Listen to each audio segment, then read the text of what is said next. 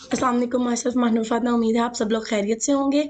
आज हम अपनी नर्सिंग थ्योरी में पढ़ेंगे यूनिट 3, जिसमें हम पार्ट 1 में पढ़ेंगे कुछ स्पेसिफिक थ्योरीज़ और बाकी कुछ थ्योरीज़ हैं वो जो हम पढ़ेंगे अपने पार्ट 2 में। तो आज हम जो अपने नर्सिंग थ्योरीज़ के पार्ट 1 में जो थ्योरीज़ पढ़ेंगे उसमें हमारे पास है फ्लोरेंस नाइटिंगेल की थ्योरी, वर्जीनिया हेंडरसन की theory, Dorothea E Orem theories and Jean Watson theory. अब इस थ्योरी में हमने बताना क्या-क्या है कि नर्सिंग थ्योरीज़ इन्होंने क्या-क्या थ्योरीज़ दी थी, इनकी थ्योरीज़ में क्या-क्या इन्होंने कहा था, उसका पर्पस क्या था, उनके कुछ डेफिनेशंस हम पढ़ेंगे और इसको अप्लाई कैसे करते हैं नर्सिंग प्रैक्टिस में। तो सबसे पहले हमारे पास फ्लोरेंस नाइटिंगेल थ्योरी, जिसको हम एनवायरमेंटल थ्योरी भी कहते हैं। इसमें हमारे पास क्या है कि फ्लोरेंस नाइटिंगेल जो कि हमारे पास मॉडर्न नर्सिंग की जो है हमारे पास फाउंडर मानी जाती हैं, उन्होंने क्या किया था, उन्होंने ये कहा था कि ट्रांसफॉर्म नर्सिंग प्रैक्टिस। उन्होंने नर्सिंग प्रैक्टिस को ट्रांसफॉर्म किया। कैसे ट्रांसफॉर्म किया? उन्होंने उसे मॉडर्नाइज किया। कैसे मॉडर्नाइज किया? अपनी ऑब्जर्वेशन से। जब उन्होंने पेशेंट को ट्रीट किया क्रीमियन वॉर 2 में, जब क्रीमियन वॉर थी, तो उन्होंने जब पेशेंट्स को ट्रीट करते हुए कुछ चीज़ें ऑब्जर्व की, और वो चीज़ें जो ऑब्जर्व की उसमें बेसिक चीज़ क्या थी? Environmental condition. उसने ये चीज़ कही कि हम जब मरीजों को ट्रीट कर रहे हैं, हमारा उस ट्रीटमेंट से कोई फ़ायदा नहीं होगा जब तक कि हमारा इन्वायरमेंट साफ़ नहीं हुआ। उसने इन्वायरमेंट में जो कंपोनेंट्स बताए, उसी कंपोनेंट की वजह से उसको थेरिस्ट कहा गया और उस थ्योरी का नाम भी इन्वायरमेंटल थ्योरी बताया गया। अब वो जो कंपोनेंट्स हैं वो हम आगे पढ़ेंगे। Some nursing care principle Nightingale establish in her theory still hold true over 150 years. 150 साल तक उसकी थ्योरी को सही माना गया और उसकी उन चीज़ों को फॉलो किया गया। नाइटिंगेल ने क्या कहा था? Highlighted the crucial role of, उसने कहा कि इन्वायरमेंट का बहुत बड़ा रोल है पेशेंट रिकवरी में, पेशेंट की वेलनेस में और पेशेंट के जल्दी ठीक होने में और डिजीज को प्रिवेंट करने में। She noted that lacking a clean environment, अगर इन्वायरमेंट साफ सुथरा नहीं होगा, खुराक अच्छी नहीं होगी, पानी प्योर साफ नहीं होगा, तो पेशेंट की रिकवरी नहीं हो सकती, उसके प्रोग्नोसिस में बेहतरी नहीं आ सकती। Nightingale advocate for nurses to create ideal condition. Nightingale ने ये बात कही थी कि जब तक आप पेशेंट को अगर हील करना चाहते हैं, उसको जल्दी से ट्रीट करना चाहते हैं, उसकी प्रोग्नोसिस बेहतर करना चाहते हैं, तो आपको अपनी आइडियल कंडीशंस को बेहतर करना होगा, आपको अपना एनवायरनमेंट को आइडियलाइज करना होगा।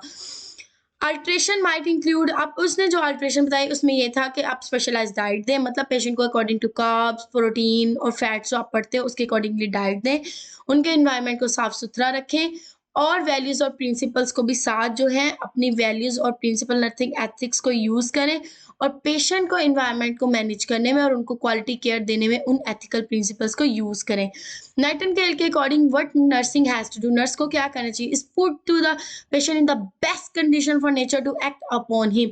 नाइटिंगेल के अकॉर्डिंग नर्स वो है जो पेशेंट को अपनी बेस्ट केयर दे ताकि पेशेंट जो है वो अपनी रिकवरी की तरफ लीड कर सके, और ये बात उसने 1859 में कही थी। अब उसने जो बातें की अपनी एनवायरमेंटल थ्योरी में, वो उसने ये कंपोनेंट दिए थे जिनमें सबसे पहले था नॉइस। जितना ज़्यादा शोर होगा, जितना ज़्यादा नॉइस पोल्यूशन होगी, पेशेंट की प्रोग्नोसिस में उतनी कमी आएगी।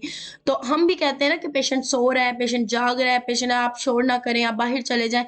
तो यही कंपोनेंट उसने कहा था कि पेशेंट की जब आप रिकवरी दे रहे होते पेशेंट की रिकवरी पे काम कर रहे होते हो, तो आपने पेशेंट को एक काम एनवायरनमेंट प्रोवाइड करना है। एयर एयर अगर साफ सुथरी होगी, एयर में पोल्यूशन नहीं होगा, एयर में डस्ट पार्टिकल्स नहीं होंगे, पेशेंट को एलर्जी नहीं होगी, पेशेंट की रिकवरी जो है वो बेहतर होगी। न्यूट्रिशन आपको ऑलरेडी बता चुकी हूँ कि आपने उन्हें स्पेशलाइज्ड न्यूट्रिशन देनी है। जिस पेशेंट को हाई प्रोटीन की ज़रूरत है उसे हाई प्रोटीन देनी है, जिसको ब्लेंड डाइट की ज़रूरत है उसको ब्लेंड डाइट देनी है।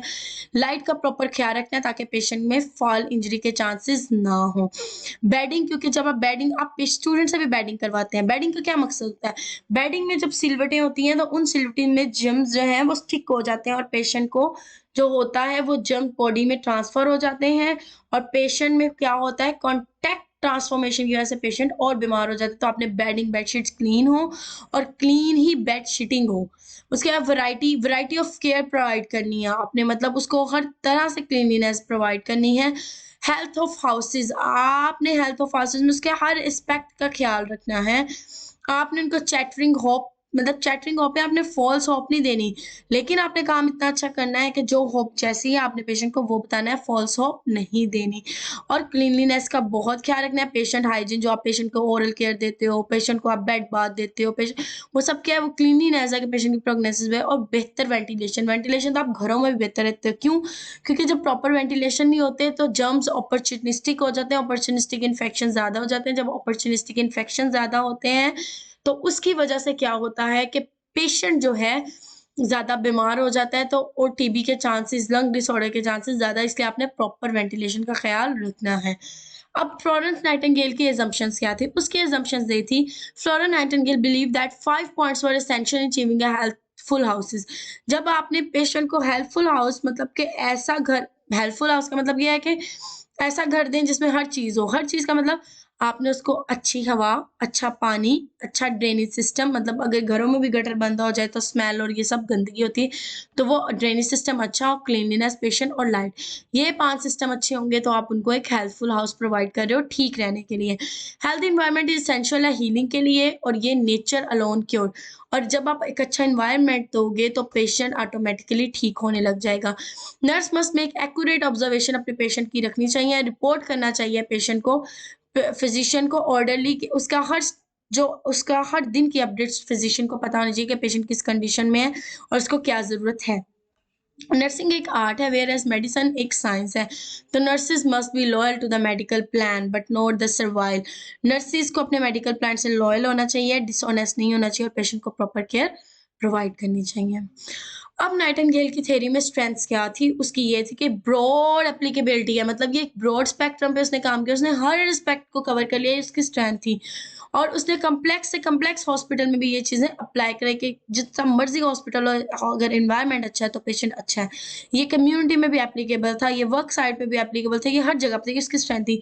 लेकिन लैकिंग क्या थी कि उसमें साइको सोशल एनवायरनमेंट पे इतनी ज़्यादा नहीं दी गई। इसमें आपको सब कुछ है लेकिन साइकोलॉजिकल, इमोशनल जो बंदे के स्टेटस है उन पे काम नहीं किया गया।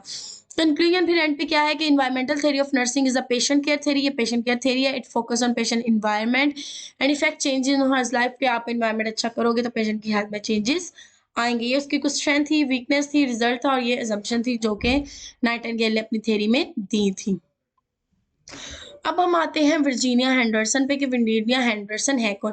She is also refer to as the Nightingale of modern nursing. ये भी एक मॉडर्न नर्स कहा जाती है। इसने हेल्प किया था पेशेंट को किस चीज़ में? help bring focus to the value of developing a patient independence। Nightingale ने काम किया एनवायरनमेंट पे, लेकिन इसने काम किया एनवायरनमेंट प्लस पेशेंट पे, कि इसने कहा कि एनवायरनमेंट तो हो गया लेकिन हमने पेशेंट में इंडिपेंडेंसी भी डेवलप करनी है। पेशेंट में इंडिपेंडेंसी का मतलब ये है कि पेशेंट को इस काबिल बना देना है कि वो अपनी लाइफ एक्टिविटीज खुद परफॉर्म कर सके। और वो कैसे? वो ऐसे कि हर नीड, इसने दी थी नीड थ्योरी। इंडिपेंडेंस डेवलप करनी है तो ऑटोमेटिकली क्या है? Need theory. वर्जीनिया हेंडरसन ने क्या दी थी? Need theory. नाइटिंगेल ने क्या दी थी? Environmental theory. इसकी थ्योरी में क्या फोकस था? Which focus on people's basic need पे इसने फोकस किया था, जिसमें ये था nurses care for patient as patient would care for themself. Nurse ऐसे पेशेंट को केयर दें कि पेशेंट अपनी मदद आप कर सकें। Nurses help patient by providing supplemental care, मतलब जब तक पेशेंट अपनी केयर नहीं कर सकता, नर्स उसकी उसकी जगह उसको रिप्लेस करके केयर देती है, जिसे हम सप्लीमेंट्री केयर कहते हैं। Nurse work with patient in a complementary way to help them achieve self care. Nurse उनके साथ इस तरह काम करती है कि उनकी डेली लाइफ एक्टिविटीज को अचीव करने में उन्हें हेल्प आउट करती है। A holistic nursing approach is demonstrated by the 14, इसने उसके लिए अपने 14 कंपोनेंट्स दिए थे, जिसमें उसने 2020 में वेलेस और जोन्स ने ये कहा कि 14 बेसिक रिक्वायरमेंट अकॉर्डिंग टू अर्चम में be use to guide nursing intervention को गाइड करने में हेल्प आउट करती हैं और पेशेंट को दोबारा से अपनी इंडिपेंडेंस लेने में भी हेल्प आउट करती हैं। इसका मेटा पैराडाइम क्या था? मेटा पैराडाइम में 4 कंपोनेंट थे, आते हैं कौन कौन से? आपके पास नर्स है, इन्वायरमेंट है, हेल्थ है और केयर है।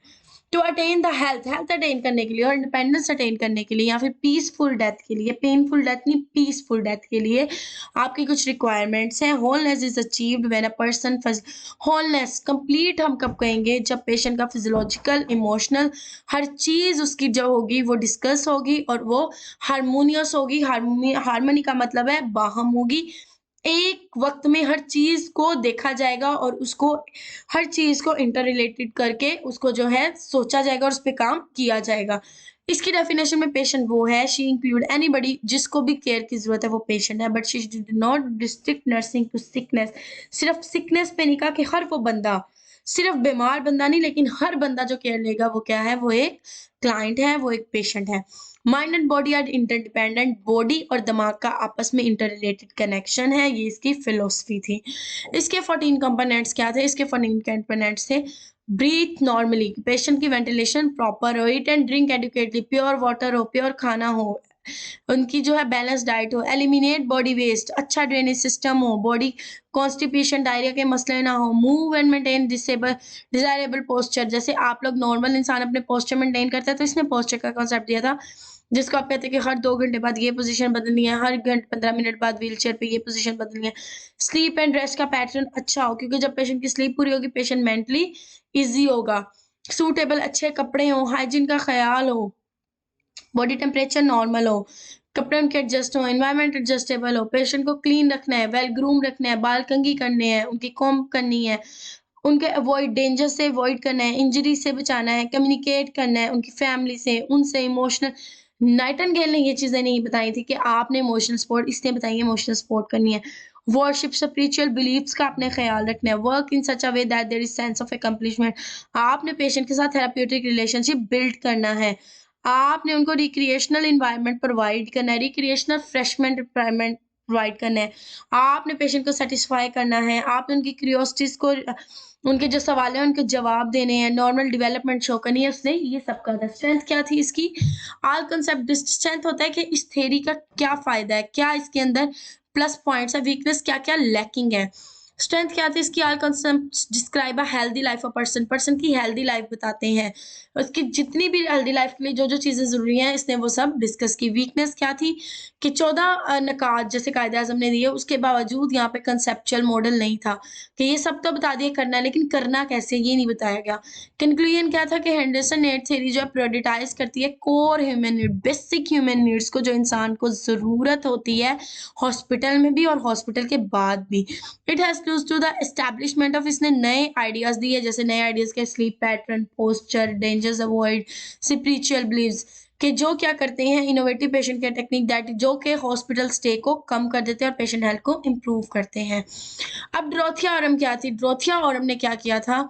ड्रोथिया ऑरम इसने सेल्फ केयर थ्योरी दी थी। सेल्फ केयर डेफिसिट थ्योरी का क्या मकसद था?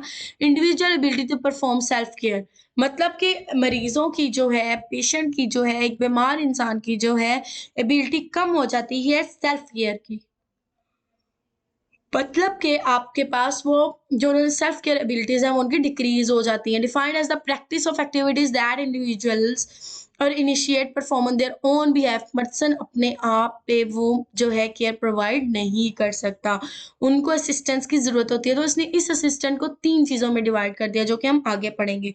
The self care deficit theory of nursing is composed of 3 ideas पे बेस करती है, सेल्फ केयर पे, सेल्फ केयर डेफिसिट थ्योरी पे और नर्सिंग सिस्टम पे। पेशेंट अपनी केयर कैसे कर सकता है, पेशेंट की केयर में कमी कब आती है, और नर्सिंग का उसमें क्या क्या रोल है, ये 3 component. Which is furtherly classified whole compensatory, patient अपने आप की पूरी केयर कैसे करता है, पार्शियल केयर असिस्टेंट कितनी इसको चाहिए, और सपोर्टिव के पेशेंट कितना डिपेंडेंट होता है नर्स पे। ये है थ्योरी ऑफ सेल्फ केयर, जिसके थ्योरी ऑफ सेल्फ केयर जो हमने आपके पास 3 कंपोनेंट्स पढ़े थे। थ्योरी ऑफ सेल्फ केयर के आगे फर्दर कंपोनेंट्स हैं, जिसमें है इसके 4 पर्सपेक्टिव है। सेल्फ केयर क्या होती है? जो इंसान एक्टिविटीज खुद कर सकता है उसको कहते हैं self care. Self care agency क्या है? Individual ability to self care activities the part of theory into 2, मतलब कि agent, person who provides the care. Self care agency का मतलब ये है कि कोई ऐसे collection of people who give them the care, मतलब कि लोग उसको केयर प्रोवाइड कर रहे हैं, जिसमें एजेंट आ जाता है, वो नर्स भी हो सकती है, केयर गिवर भी हो सकता है, केयर टेकर भी हो सकता है। डिपेंडेंट केयर एजेंट का क्या मतलब है? Person other than person who provide the care, like parents, मतलब वो केयर गिवर भी नहीं है, नर्स भी नहीं है, लेकिन वो केयर प्रोवाइड कर रहे हैं। उसके अलावा सेल्फ केयर रिक्विजिट रिक्वायरमेंट्स क्या है सेल्फ केयर की? Action directed toward the provision of self care, reason for which health care is done, the express intended in categories. Universal चाहिए होती हैं। The universal health care requirements कौन सी है? पानी, खुराक, एलिमिनेशन सिस्टम। डेवलपमेंटल कौन सी है? Adjustment to new age, puberty, changes आते हैं, सब कुछ।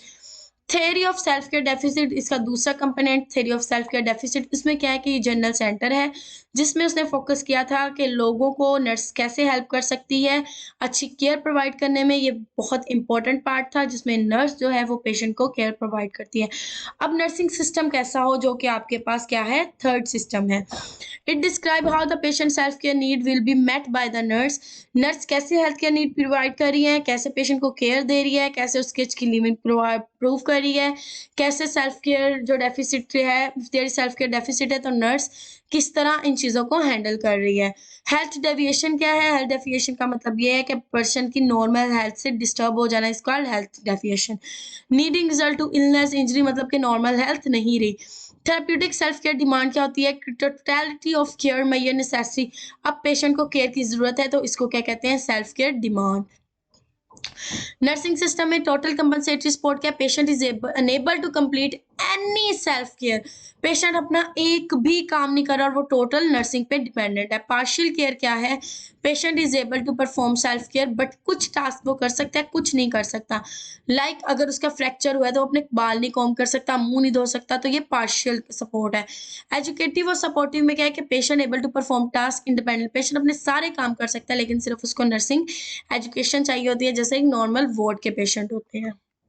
स्ट्रेंथ क्या थी इसकी थ्योरी की, ये स्पेसिफिक, ये नर्सिंग से स्पेसिफिक थी, इसमें स्पेशलिटी का उसने जिक्र किया था। सेल्फ केयर उसने बहुत अच्छे से एक्सप्लेन की थी, हेल्थ मेंटेनेंस का और सेल्फ केयर का उसने एक रिलेशन बताया था और उसने nursing coordinating nursing care plan बनाने में हेल्प आउट किया कि कैसे इसकी थ्योरी के through nursing care plan generate किए जा सकते हैं। लेकिन वीकनेस क्या थी, टाइम कंज्यूमिंग बहुत ज़्यादा है कि नर्सिंग एक एक चीज़ को देखे। उसके अलावा direct contact is necessary through out the, इसमें डायरेक्ट पेशेंट डायरेक्ट इन्वॉल्व हो रहा है नर्सिंग केयर में और बहुत ज़्यादा इन्वॉल्व हो रहा है। इसने मल्टीपल लेवल डिफाइन कर दिए, self care deficit system, deficit potential etcetera, और लेकिन इसने कल्चरल नीड्स को नहीं बताया। लेकिन ओवरऑल इसमें क्या कंक्लूजन था, इसने पेशेंट की एबिलिटीज़ जो सेल्फ केयर की हैं वो बताई, डेफिशिएंसीज बताई, उनको प्रमोट किया, सपोर्टिव इन्वायरमेंट दिया, फैमिली को इन्वॉल्व किया और पेशेंट को सेल्फ केयर एजुकेशन प्रोवाइड करते हुए इंकरेजमेंट भी शो की। तो ये इसकी ओवरऑल कंक्लूजन था। जीन वैटसन क्या है, जीन वैटसन इस 1970 इसने थ्योरी प्रेजेंट की थी जिसने काम किया था हेल्थ प्रमोट करने पे, डिजीज को प्रिवेंट करने पे और केयर फॉर द सिक। इसने 10 कॉन्सेप्ट दिए थे जिसमें जो इजी मैंने यहाँ पे लिखे हुए हैं और टफ यहाँ पे हैं। इजी में आपके पास क्या है, forming humanistic altruistic value system, simply जबान में कहो तो आपने वैल्यू सिस्टम को प्रमोट करना है जिसमें लविंग और काइंडनेस है। इंस्टिलिंग फेथ एंड होप, इसने क्या किया कि स्पिरिचुअल वैल्यूज को ध्यान दिया, स्पिरिचुअल वैल्यूज का रोल बताया। Cultivating a sensitivity to self and other, normally simple जबान में क्या इसने कहा, इसने कहा कि nurturing individual spiritual belief and practices, कि आप एक दूसरे के साथ रिलेशनशिप कैसे बिल्ड करते हो, कैसे एक दूसरे के सेंसिटिव टॉपिक्स को डिस्कस करते हो। इसने trust helping trust relationship build किया, लोगों का आपस में रिलेशनशिप, नर्स पेशेंट लोगों का आपस में, ये सब एक्सप्रेशन ऑफ फीलिंग को प्रमोट किया, मतलब एक्सेप्टेंस। अगर इसने इस चीज़ को प्रमोट किया कि कोई चीज़ एक्सेप्टेंस है तो उसकी तारीफ करो, जो चीज़ नेगेटिव है तो उसको जो है उसको नेगेटिव फीलिंग्स को भी एक्सप्रेस करना, हर चीज़ को एक्सप्रेस करने पे फोकस किया। प्रॉब्लम सॉल्विंग पे फोकस किया कि किस तरह किए जा सकते हैं, डिसीजन मेकिंग को इनहेंस किया, टीचिंग लर्निंग बिहेवियर को, इंडिविजुअल नीड्स को किया, gratification of human needs, gratification का मतलब होता है अपनी नीड्स को पूरा करना। उसने एक हीलिंग एनवायरनमेंट प्रोवाइड किया जिसमें हर कंपोनेंट को, फिजिकल स्पिरिचुअल हर एक, जिसमें ह्यूमन डिग्निटी मेंटेन हो, रिस्पेक्टफुल हो। अलाउ किया एग्जेंशियल फिनोमिनोलॉजिकल फोर्सेस को, जिसमें बेसिकली था कि अलाउ रूम फॉर मिरेकल्स, मतलब लोगों को इस तरह के होप्स भी दी, लेकिन होप्स में साथ मेहनत के बारे में भी बताया कि अगर आप ये परफॉर्म करते हो, ये चीज़ें करते हो तो उसके साथ आपके मेहनत का सिला मिलता है। लाइक उसने साइकोलॉजिकल जो लोगों के पर्सपेक्टिव थे उनको भी ध्यान में। The first effect from the philosophical, पहले 3 फिलोसफिकल हैं, for the science of caring and remaining even science come from the foundation, के मतलब पहले 3 जो है वो फिलोसफिकल हैं लेकिन अगले जो वो केयरिंग नीड्स पर हैं। ये इसने एक मॉडल प्रोवाइड, कंसेप्चुअल मॉडल दिया था जिसमें उसने 3 बेसिक रख दिए कि आपके पास केयरिंग कैरेक्टर्स, ये वही चीज़ अगेन है जो 10 कंपोनेंट आप पढ़ चुके हैं।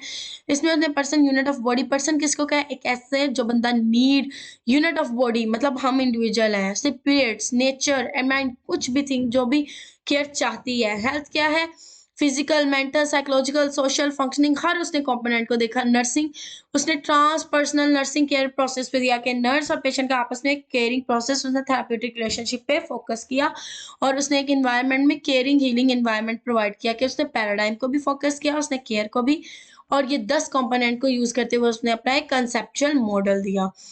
उसकी स्ट्रेंथ क्या थी?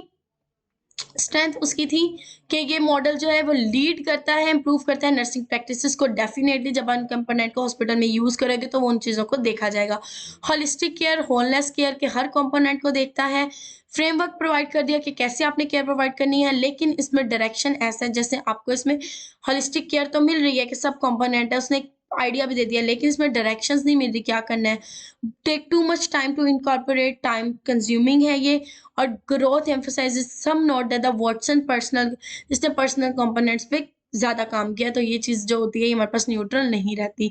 एजम्पशंस इसकी क्या थी? Caring can be effectively demonstrate and practice only interpersonally, मतलब कि ये जो है ये आप सिंपल केयर नहीं दे सकते, इसमें आपको रिलेशन बिल्ड करोगे तभी आपकी अच्छी केयर प्रोवाइड होगी।